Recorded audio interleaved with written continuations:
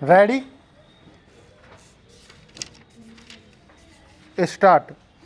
माननीय, यह जो बिल है मैं इसकी तायद करता हूँ, लेकिन साथ ही साथ इस बिल के बारे में यह कहना चाहता हूँ कि सरकार ने बहुत देर के बाद इस तरह का बिल पेश किया। सरकार को कुछ पहले इस बिल को पेश करना चाहिए था। जो मूल एक्ट है उसमें इस बात का प्रावधान था कि जो प्रत्यक्ष कर होंगे उनको घटा दिया जाएगा। उसके बाद जो पैसा बचेगा उसको सरप्लस समझा जाएगा और उसका 60% बोनस के मामले में दिया जाएगा। लेकिन देश के मजदूरों की यह खास मांग थी और सही मांग थी कि जो कर है या उनमें से जो घटाए जाते हैं उनका हिसाब इस ढंग से किया जाता है कि उन पर जो छूट मिलती है वह छूट भी मालिक अपने पास रख लेते हैं और उसमें मजदूरों को हिस्सा नहीं मिलता है। इस सवाल को लेकर मेटल बॉक्स कंपनी वालों ने मुकदमा सुप्रीम कोर्ट में किया और मुझे खुशी है कि उस मुकदमे में हिंदुस्तान के मजदूरों की जीत हुई। सुप्रीम कोर्ट के फैसले के बाद ही सरकार की नींद टूटी और इन्होंने यह बिल पेश किया है। जब यह बिल सरकार ने पेश किया है तो अगर यह पास हो जाता है तो छूट की राशि में से भी 60% बोनस के रूप में मजदूरों के हिस्से में जाएगा।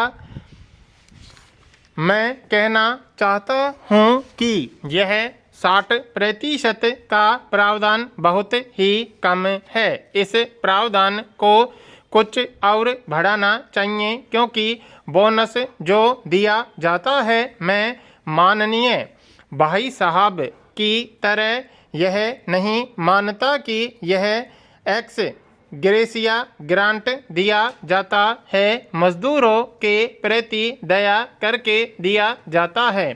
यह मजदूरों का अधिकार है। जो दौलत पैदा होती है उस दौलत को पैदा करने में अकेले पूंजी और जमीन का हाथ नहीं होता है। अगर मानव श्रम न करे, मजदूरों का हाथ न हो तो पूंजी दौलत के रूप में नहीं बदल सकती है। इसलिए दौलत को पैदा करने में मजदूर की जो श्रम वाली पूंजी लगती है उस श्रम का यह सही हिस्सा है जो उसको बोनस के रूप में दिया जाता है। यह एक्स ग्रेसिया ग्रांट नहीं है या दया का दान नहीं है। इसलिए मैं मंत्री महोदय से निवेदन करूंगा इस 60% को बढ़ा करके 70% किया जाए। इसके अलावा मैं एक दो सुझाव और देना चाहता हूं। एक तो यह कि बोनस एक्ट में जो कम से कम 4% देने का प्रावधान है उसके संबंध में 1965 में आज तक यह एक्ट बनने के बाद स्वयं मंत्री जी को यह अनुभव हुआ होगा और वह स्वयं इस बात को महसूस करते होंगे कि इस 4% की राशि को और ज़्यादा बढ़ा करके कम से कम 10% पर आना चाहिए। दूसरी बात मैं यह कहना चाहता हूँ जो बहुत ही महत्वपूर्ण है वह है गलत बैलेंस शीट तैयार की जाती है कंपनियों में मालिकों के द्वारा हमेशा।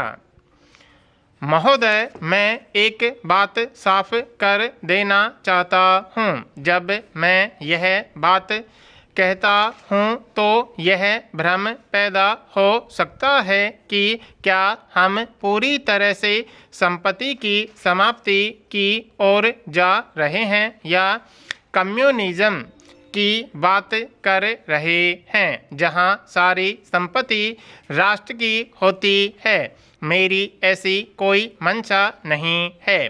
सभी तरह की संपत्ति रहे, लेकिन हमें व्यक्तिगत संपत्ति पर सीमा लगानी पड़ेगी।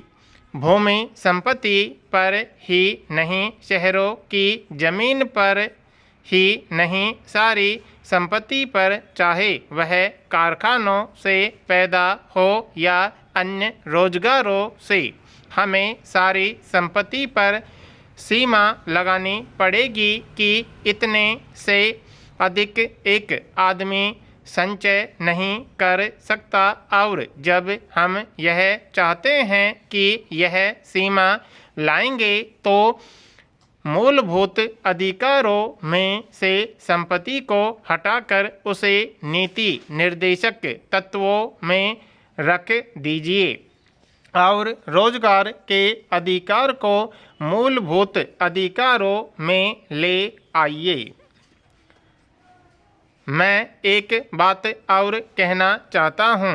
एक छोटा तबका है जो संगठित क्षेत्र में रोजगार पाता है। यह थोड़ा पढ़ा लिखा होता है, लेकिन बहुत बड़ा तबका ग्रामीण क्षेत्र का है, जहां 80% हमारी आबादी है और जिस पर हमारे वित्त मंत्री जी ने भी इस सदन में और दूसरे सदन में भी माना कि आज जो हमारे आर्थिक स्रोत हैं राष्ट्र की आमदनी के, उसमें से 55% देश के 20% लोगों पर खर्च होता है, जो कि शहर में रहते हैं और जिनकी आबादी 80% है। तो यह कब तक चलेगा?